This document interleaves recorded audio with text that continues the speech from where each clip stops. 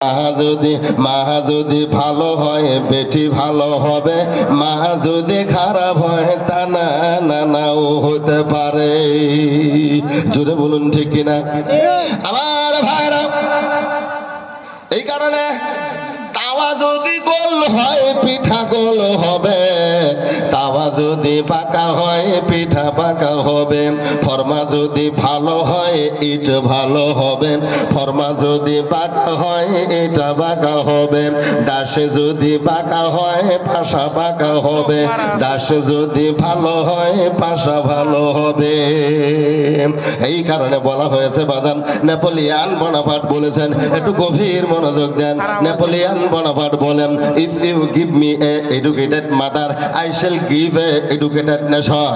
ওই জাতি, if you give me a good mother I shall give a good nation. জাতিকে লক্ষ্য